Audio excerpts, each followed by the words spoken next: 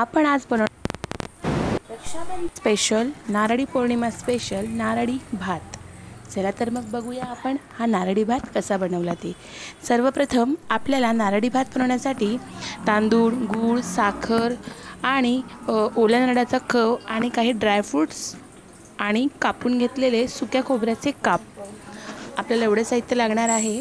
त्यानंतर आता हे एका बाउलमध्ये तांदूळ आपण घ्यायचे आहेत। ते व्यवस्थित 2 ते 3 पाण्याने आपल्याला वॉश करून घ्यायचे आहे। त्यानंतर एका कढईत, मी कढईत करत आहे, कुकरमध्येही करू शकतो पण आपण कढईत करायचे आहे। कढई घ्यायची आहे, त्यात गरम पाणी टाकायचं आहे। त्यात काही लवंग, मिरे, दालचिनी हे आपल्याला खडे मसाले घालून थोडं मीठ घालायचं आहे। त्यानंतर धुवून घेतलेले तांदूळ त्याच्यामध्ये आपल्याला घालायचे आहेत आणि एक 3 ते 4 बॉईल येईपर्यंत, म्हणजे साधारण तरी तांदूळ आपला 80% हा शिजला पाहिजे। तर असा हा अर्धवट शिजलेला तांदूळ नंतर पाणी गाळून घ्यायचं आहे आणि खडे मसाले आपण त्यातले काढून घ्यायचे आहे।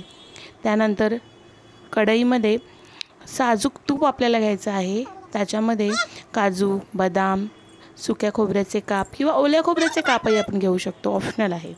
ते आपल्याला छान असे परतून घ्यायचे आहे।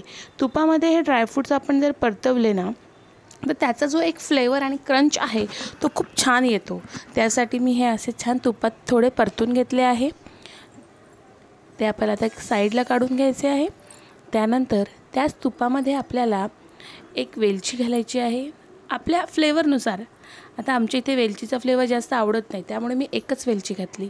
त्यानंतर धुवून घेतलेला आणि शिजवून घेतलेला हा तांदूळ आपल्याला, म्हणजे भात आपल्याला त्याच्यामध्ये छान परतून घ्यायचा आहे। आता तुपात परतून घेतलेल्या भातात आपल्याला नारळाचं दूध, साखर आणि गूळ घालून एक छान असं एकजीव करायचं आहे। आपण फक्त साखरेचा भात किंवा गुळाचा भात करू शकतो, पण नारळी भातामध्ये मी काय केलं आहे, अर्धी क्वांटिटी साखरेची आणि अर्धी क्वांटिटी गुळाची, याचाही फ्लेवर खूप छान येतो। त्यानंतर त्यात मी ॲड केला आहे ओला नारळाचा चव, जो मी मिक्सरमध्ये काढून घेतला आहे। खाऊनही घेऊ शकतो, पण मला वेळ नसल्या कारणामुळे मी हा मिक्सरमध्ये फिरवून घेतलेला आहे। आता थोडं 2 ते 5 मिनटं याला चांगली वाफ येऊ द्यायची आहे। त्यानंतर आपल्याला हे मधून चेक करत राहायचं आहे, कारण आपण हा कढईत बनवत आहोत, तर खाली लागण्याची शक्यता असते। तर एकदम मंद आचेवर आपण हा भात शिजवून घ्यायचा आहे, किंवा आपण तवा ठेवू शकतो गॅसवर। तव्यावर कढई जर ठेवली तर असंही तो वाफवला जातो। आता बघा, नारळाचा दूध आणि चव भातामध्ये व्यवस्थित एकजीव झालेला आहे। आता हे व्यवस्थित मिक्स करून घ्यायचं आहे आणि आता आपल्याला गॅस हा बंद करायचा आहे। आणि हे बघा, तुम्ही बघू शकता, तर आता बघा छान असं मिक्स झालेलं आहे। त्याला व्यवस्थित प्लेन करायचं आहे आणि याच्यावर आता आपण झाकण ठेवून घेऊया। तयार आहे आपला नारळी भात, सर्व करायचा आहे। तर येतात तर मग खायला। चला तर मग, तुम्ही माझ्या चॅनलवर जर नवीन असाल तर चॅनलला लाईक, कमेंट, शेअर, सबस्क्राईब आणि बेल वाजवायला विसरू नका, जेणेकरून माझी प्रत्येक नवीन व्हिडिओ ही तुमच्यापर्यंत येईल।